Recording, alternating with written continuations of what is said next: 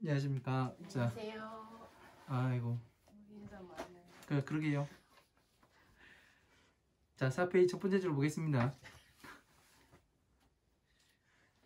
자, 대왕이여 마땅히 알아라. 삼은 구담은 10가지 헤아릴 수 없는 크게 슬퍼하는 마음이 있으니, 자, 하나는 크게 슬퍼하는 마음은 함께하지 아니하며, 그 대비는 근본 바탕인 연고이며, 이렇게 되어 있습니다. 자, 크게 슬퍼하는 마음 함께하지 아니한답니다. 자, 슬퍼하는 마음은 뭐 때문에 슬퍼를 해요? 중생들이 괴로움에 빠져 있기 때문에 서가모니 부처님께서는 이미 괴로움에서 나오신 분이고, 그죠? 어떻게 해야 괴로움에서 나올 수 있는가? 이거를 환히 알고 계시는 분이기 때문에 그 괴로움에 들어가 있는 사람들을 보면 어떻게 돼요? 마음이 아플 수밖에 없지요. 그죠? 여러분들도 생각을 해보세요. 내가 지금 한참 커가는 아이들 보면은 남자친구와 싸워가지고 가슴앓이를 하고 있고, 예? 이런 아이들을 보면은 어떻게 돼요? 남자 아이를 보고 그러면은 아이고 참 힘들겠다. 좋을 때다. 그쵸, 좋을 때다 그러죠. 예. 왜 그래요? 한참 때 나도 다 경험을 해봤기 때문에 거기에서 어떻게 나와야 되는가, 나는 방법을 다 알잖아요. 마음을 어떻게 추스려야 하는가, 저런 때 어떻게 해야 하는가, 그런 마음을 다 아는데 쟤는 모르잖아요. 그러니까 고뇌에 빠지고 방황을 하게 되고 그렇게 되지 않습니까? 그래서 이제 부처님께서도 마찬가지로 이 오로지 서가모니 부처님께서 왜 웃어요? 서가모니 부처님께서만 이 괴로움에서 나와서 성불을 하셔가지고 계시기 때문에, 그리고 다른 것이, 서가모니 부처님은 이 우리와 다른 게 뭔지 아세요? 똑같이 인간의 몸으로 오셨잖아요.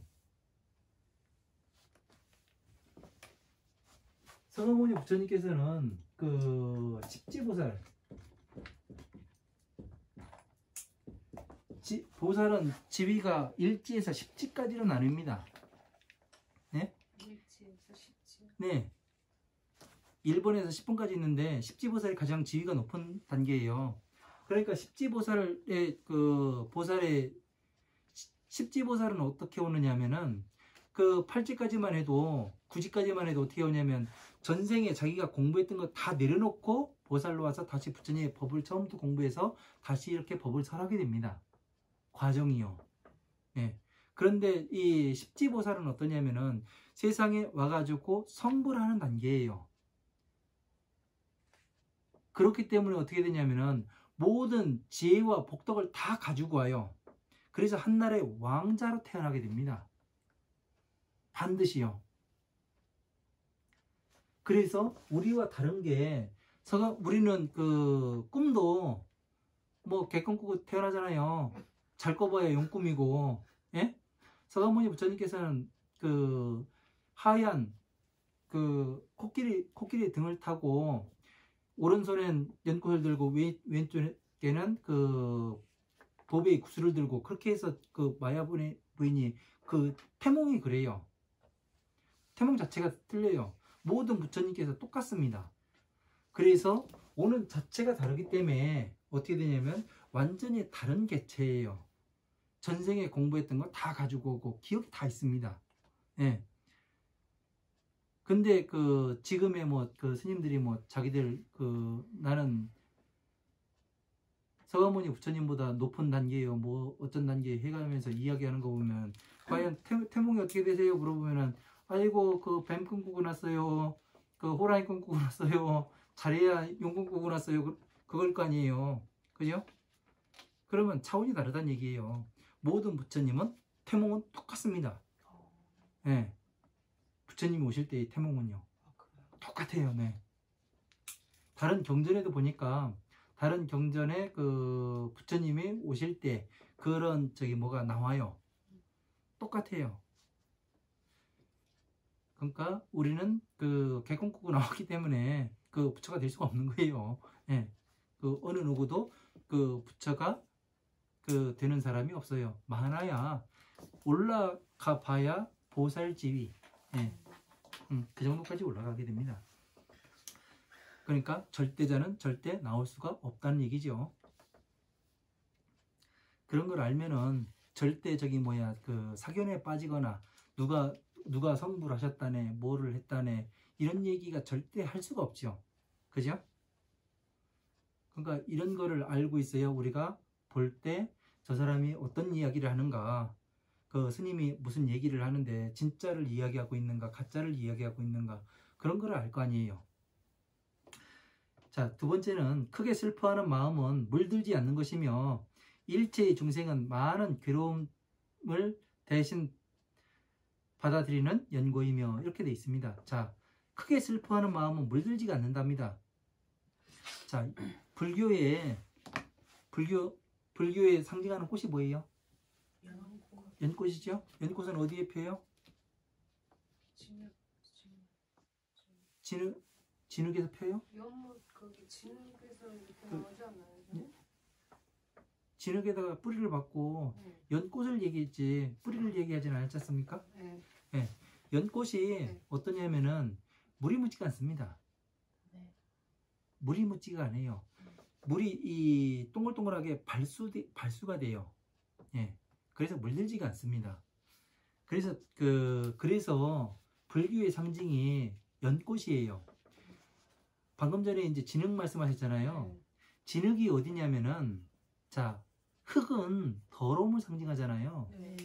더러움에 뿌리를 바꿔서 어떻게 하냐면은 연꽃을 피워냅니다. 그죠? 연꽃이요.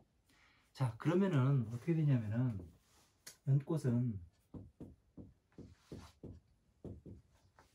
연꽃이라는 것은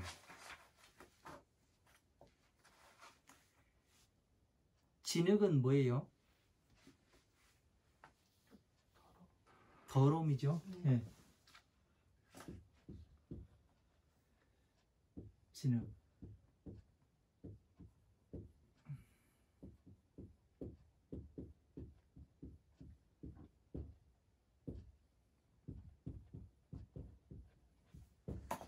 자, 연꽃은 성스러움을 뜻하고 진흙은 더러움을 뜻하죠.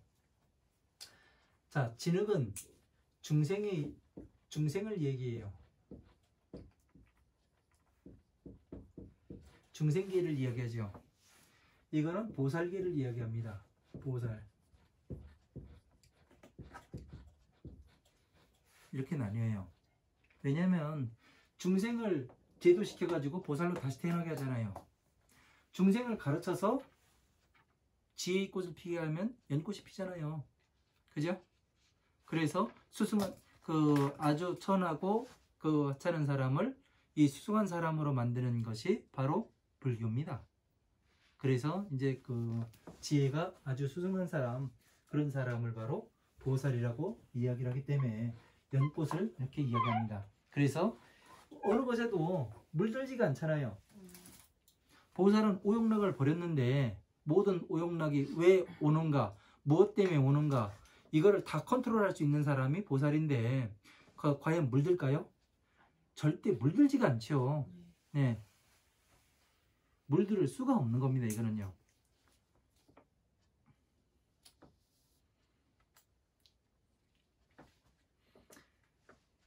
그리고 세 번째는 일체 악도에 들어가는 것을 크게 슬퍼하며 중생들이 살고 있는 곳에서 생과 사를 건너게 하는 연고이며, 이렇게 되어 있습니다. 악도에 달아가는 것을 크게 슬퍼하며, 무엇 때문에 악도에 들어가요? 중생들이 오용락 때문에 들어가게 되죠. 그리고 또 무엇 때문에? 이기심 때문에 오용락에 들어가게 되고, 그죠? 오용락 때문에 또 악도에 들어가게 되는 겁니다. 그래서 중생들이 살고 있는 곳에서 생과 사를 건너게 하는 연고이며, 자, 그 악도에 들어가는 것을 보니까 얼마나 슬퍼요. 그죠? 맨날 넘어지고 엎어지고 깨지는 삶을 살아가는데 앞이 보이지 않으니까 넘어지고 엎어지고 깨지는 삶을 살 거 아니에요. 맞잖아요. 우리 삶도 그거 같잖아요. 그러니까 앞이 보이게 된다면 어떻게 돼요? 밤길을 가야 되는데 후레쉬라도 하나 있으면은, 돌뿌리가 있으면 피해가고, 예? 어느 산짐승이 있으면은 불빛을 비춰가지고 나한테 위험을 끼치는 것인가 아닌가 이걸 확인할 수가 있잖아요. 그런데 그마저도 없다면 어떻게 돼요? 그냥 괴로움에 들어갈 수밖에 없어요. 그래서 어떻게 되냐면 우리가 이 빛이라는 것은 네? 빛이라는 건 뭐냐면은 종교에서 뭐 빛이 그 뭐 나오고 뭐 저쩌고 레이저 광선을 쏘는 것처럼 이렇게 생각을 하는데 그게 아니에요. 하나하나 알면은 내가 어떻게 되는 거예요? 알아가는 것이 빛이에요. 알아가는 것이요. 뭐 부처님께서 방광을 하신다는데 방광을 하시죠. 어떻게 방광을 해요? 이 만다라로 왜? 여기로 찾아와라. 그 말씀을 하시는 거잖아요. 괴로움에서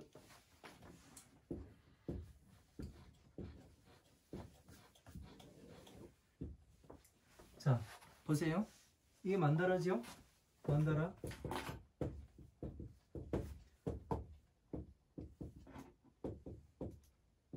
고진멸도예요. 여기 12인연법이에요. 12인연법에서 고진멸도로 해가지고 12인연법 그 문명에서 시작해가지고 노사로 끝나요. 그러면 이거 얘를 함축하면 뭐예요? 뭐로 함축할 수 있어요? 고. 그쵸? 고에 들어가게 돼 있어요. 네. 얘를 쭈그리니까 고가 되고 고 괴로움을 모든 것을 걸음없이 받아들이니까 괴로움이 됐고 여기에서 괴로운 모든 것을 받아들인 것에서 내가 집착을 해요. 오용락에 의해서. 그 집착한 것이 뭐냐면은 내가 나의 그 가장 가깝게 자식과 부모와 형제와 그 나머지 사회 구성원과 그죠? 여기에 대해서 집착을 하게 되죠. 그래서 이걸 어떻게 멸할 것인가, 괴로움에서 어떻게 들어가는가, 나오는가 12년법으로 정확히 이야기를 하죠. 그래서 어떻게 돼요? 멸을 시키잖아요. 그러니까 지금 어떻게 되는 거예요? 여기에서 이야기했듯이 악도에서 그 중생들이 살고 있는 곳에서 생과 사를 건너게 한다고 이렇게 돼 있잖아요. 이렇게 되면 어떻게 돼요? 생은 태어나서 그 살아가는데, 사는 위태할사, 살아가는데 위태함, 살아가는데 위태함에서 집 때문에 위태한 거 아니에요. 그죠? 그래서 이걸 멸하는 방법이 바로 이 만다라로 설명이 가능한 거잖아요. 그러면 어떻게 되는 거예요? 이것을 그 도로 들어가서 스스로 수행해서 법을 펴는 것을 뭐라 그래요? 이렇게 잘 펴는 것을 그 방광을 한다, 빛을 비춰준다. 왜? 괴로움에 나오는 방법을 정확히 길을 가르쳐 주잖아요. 여기서부터 여기까지 어떻게 가야 되는가. 그죠? 그러니까 내가 등불을 켜고 가는 거와 같잖아요. 맞아요? 달라요. 네. 예. 자, 네 번째, 크게 슬퍼하는 마음으로 모든 천인을 받아들이고 모든 법이 다 무상함에 나타내어 보이는 연고이며. 자, 네 번째, 크게 슬퍼하는 마음으로 천상계와 인간계의 사람들을 받아들이고 모든 법이, 자, 이 12인연법으로 사람들을 이끌고 안내를 했잖아요. 불법으로. 그죠? 사주 봐주고 그 부적 그려주고 그 연불하고 이렇게 해서 받아들인 것이 아니라 그런 사람들은 어떻게 돼요? 나중에 회의를 느낍니다. 그래서 떠나게 돼요. 아, 더 이상 아니구나. 천도제를 하고. 왜? 아무리 해도 되지가 않거든요. 그러나 이렇게 12인연법을 완벽하게 배워가지고 나를 컨트롤을 해봐요. 어떻게 돼요? 따라오지 말라고 해도 따라올 수밖에 없어요. 맞죠? 왜? 내가 나의 나 자신 스스로가 성장하는 걸 느껴요. 예? 한 단계 한 단계, 아, 내가 성숙돼 가는구나. 아주 하열했었는데 이것이 성숙돼 가는 과정을 느끼게 돼요. 저 역시 마찬가지였고 여러분도 역시 마찬가지일 겁니다. 나중에 5개월이 되고 6개월이 되고 한번 보세요. 자신이 성장하고 있음을 느껴요. 키가 성장하는 것이 아니라 이 마음이 성장하는 걸 느끼게 됩니다.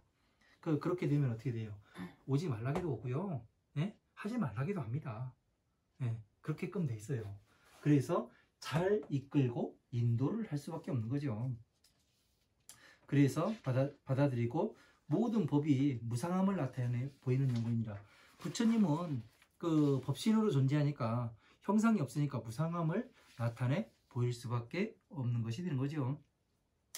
그리고 다섯 번째, 자 5페이지 넘어갑니다. 자 다섯 번째는 중생들이 일체 간사함에 머물러 버리지 않는 것을 크게 슬프게 생각하며 헤아릴 수 없는 겁 동안에 큰 근본의 서원을 일으키게 하여 장엄하고 성취하는 연고이며, 이렇게 돼 있어요. 자 중생들이 일체 간사함에 머문답니다. 뭐 때문에 간사해요? 이기심 때문에 간사한 거죠. 그죠? 오영락과.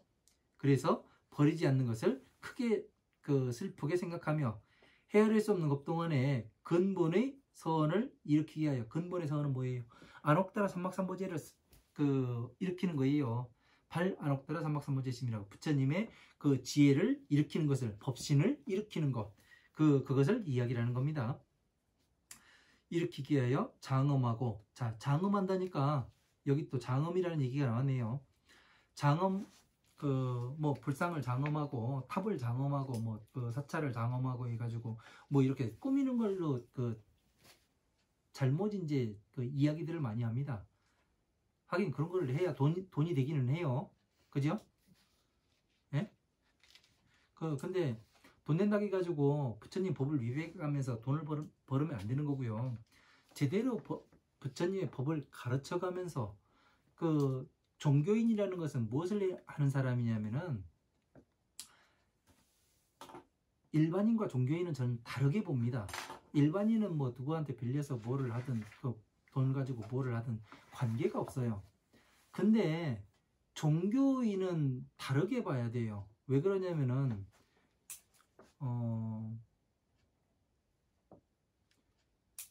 이 시주를 받아요. 보시를 받고 헌금을 받고 11조를 받아요. 그걸 받아가지고 뭐를 해야 되냐면은, 살아가는데 괴롭고 근심스럽고 위태위태한 이 삶에서 어떻게 나와야 되는가, 그거에 대해서 연구하고 공부를 해서 사람들이 그 보시한 사람들한테 가르쳐야 줘야 될 의무가 있는 사람이에요. 맞죠? 근데 이 의무를 다하지 않으면 어떻게 되냐면은, 그거는 부처님의 자식이 아닌 것이고 성직자가 될 수가 없는 겁니다. 제가 생각하는 성직자는 그래요. 그리고 그 시주 받은 것으로서 뭐를 하냐면 자기가 먹고 살아야 돼요. 일단요. 생명 유지를 해야죠. 그래서 계속해서 사람들한테 그 법을 가르쳐 줘야 되고, 그리고 괴로움에서 어떻게 나와야 하는가, 그 방법을 가르치는 것이 내가 왜 괴로움에 들어갔는가, 어떻게 하면 나오는가, 그 방법을 가르치는 것이 종교인이 해야 될 그 의무 중에 한 가지입니다. 그런데 요즘에 잘 안 하죠. 그래서 이제 그래서 뭐를 하냐면은, 그런 거를 잘 모르기 때문에 그냥 뭐 49제 하고 천도제 하고 이거 돈 되는 건데, 저 같은 경우 이제 이렇게 이야기하면 또 거시기 해요. 뭐라고 해요. 그래서 이제 불단도 만들어야 되고 뭣도 해야 되고, 이런 것이 중요한 것이 아니라, 진짜 돈 되는 것이 아니라 부처님의 법을 공부해서 사람들한테 잘 가르쳐 줘야 되는, 그것이 가장 중요한 겁니다. 더 이야기하면은 돌 맞을 것 같고, 그래서 그만 얘기합니다. 그래서 헤아릴 수 없는 겁 동안에 근본의 서원을 일으키게 하여 장엄하고 성취하는 연고이며. 장엄하고 성취하는 것은, 여러분이 지금 여기 오신 지 한 달 됐잖아요. 한 달 됐는데 뭐를 알았냐면 12년법이라는 걸 배웠어요. 그죠? 완전히 아주 상세하게 배웠습니다. 그래서 지금 이거는 대방당 대집경에 나오는 사무량심이라는, 부처님께서 4가지의 자비희사를 배우고 있는데, 이 부처님께서 자비희사의 4가지 마음을 가지고서 이제 중생 교화를 하시는데, 어떻게 되냐면 여기에도 지금 다 맞아 들어가잖아요. 그죠? 연결이 이렇게 다 되잖아요. 그죠? 이게 뭐냐면은 내가 지금 장엄을 하고 있는 거예요. 스스로가. 왜? 하나하나를 알아가는 것이 장엄하는 거예요. 부처님의 법을. 그죠? 자, 6번째. 오용락을 다스려 나타나지 않기에 큰 슬픔이라 하며. 자, 중생들의 오용락에 빠져 있는 것을 그 다스리는 게 뭐예요? 12인연법으로 다스렸잖아요. 그죠? 그러니까 어떻게 해요? 그거를 큰 슬픔이라고 이야기하죠. 왜? 괴로움에 들어가 있는 걸 보니까 아들이 아들딸이, 예? 여러분의 아들딸이 나가가지고 밖에 나가가지고 힘들어해요. 직장을 잘 못 잡고. 그러면 부모로서 어때요? 가슴 아프죠. 슬프고, 아이고 우리 자식 어떻게 내가 뭐 해줄 수 있는 건 없을까? 이거에 대해서 고민을 하게 되고, 그죠? 그런 거에 부모의 마음과 똑같은 마음이죠. 그래서 오용락을 다스려 나타나지 않게 하고, 그러니까 기술을 가르치고 공부를 더 가르치든가 어떻게 해서 사회에 공헌할 수 있는 그런 사람으로 만들어야 하는 거죠. 그래서 일체 중생과 즐거움을 함께하는 연고이며. 왜 즐거움을 함께해요? 괴로움에 나와서 부처님의 진짜 불자가 되니까 어떻게 돼요? 서로 이 중생들도 즐거운 것이고, 서가모니 부처님께서도 즐거운 것이고, 모든 부처님께서 또 그렇게 즐겁다고 말씀하십니다. 자, 그렇게 이야기하는 건 법화경에 견보타폼에 나옵니다. 개송에. 자, 7번째. 구하였으나 갚지 못하기에 대비라고 하며 스스로 마음이 청정해지는 연고이며. 자, 구하였으나 갚지 못해요. 대비라 하며. 자, 구하였으나 내가 무엇을 구했어요? 우리가 괴로움에서 나오는 방법을 구했잖아요. 네? 무엇 때문에 갚지를 못할까요? 괴로움에서 나왔는데 서가모니 부처님한테 구했어요. 저 괴로움에서 나가고 싶습니다. 구했어요. 그런데 왜 무엇 때문에 못 갚을까요?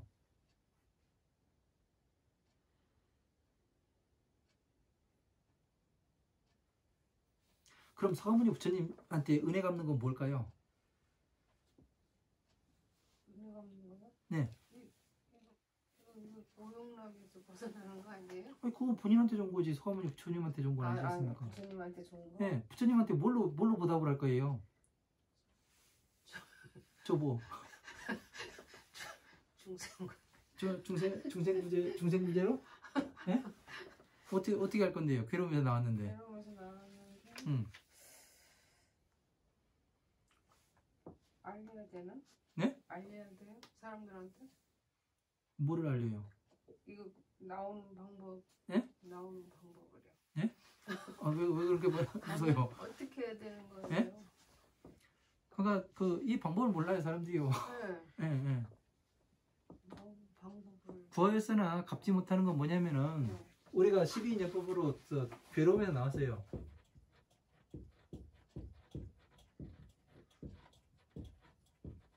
그러면은 나왔으면은 부처님한테 보답도 해야 될 거 아니에요. 대부분에 보면은 그러잖아요. 회양하라고. 회양하라고 하잖아요.